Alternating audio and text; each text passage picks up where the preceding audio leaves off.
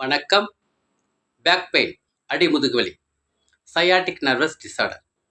இதிலிருந்து மீண்டு வருவதற்கு நம்ம இடையே இருக்கக்கூடிய எளிய வர்ம பிராண யோகா பார்க்க போகிறோம். அது என்னன்னா, துண்டு வர்ம பிராண யோகா. இது வருவதற்கு காரணத்தை நம்ம தெரிஞ்சுக்கலாமே. நம்ம தலையிலிருந்து தண்டுவட திரவம்னு ஒரு திரவம் அப்படியே மேலே போகும். அது நரம்பு. 3 நரம்புகளுங்க. இந்த 2வது நரம்பு தண்டுவட திரவம். அது முதுகு வழியிலே வர்றது. 3வது சயாட்டிக் நர்வ்னு சொல்லுவாங்க. முதல் நரம்பு மூளைன்னு சொல்லுவாங்க.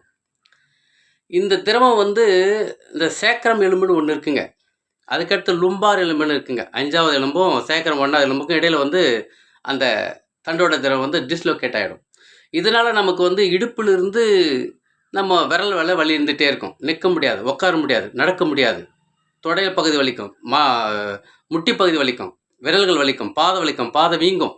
இதெல்லாம் அந்த ஒரே பிரச்சனை தாங்க. இதுக்கு இந்த எளிய வர்ம பிராண யோகா பார்க்க போகிறோம். அதாவது துண்டு வர்ம பிராண யோகா. இப்போ செய்கிறேன் பாருங்களா. இது சமான முத்ரா.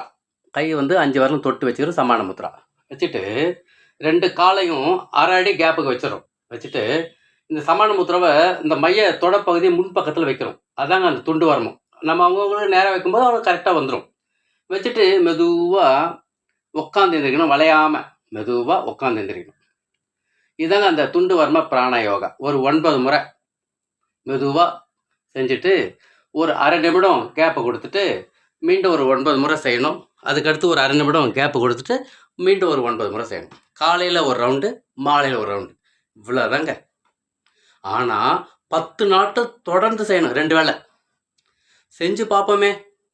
இதனால் கால் தொடை நரம்பு வாதமும் சரியாகும், பாத வீக்கமும் சரியாகும், கால் வலியும் சரியாகும், நடக்கலாம், உட்காரலாம், நிற்கலாம், வலி குறைஞ்சிட்டு இருக்கும், விரல்கள் வலி குறையும். இது நம்ம தொடர்ந்து செஞ்சுட்டோம் வந்தோம்னா இந்த இடுப்பு வலி தன்னை விட்டு விலகும். தொடர்ந்து செய்வோம், மீண்டு வருவோம். நம் நலம் நம் கையில். அன்புடன் உங்கள் ரவிவர்மன்.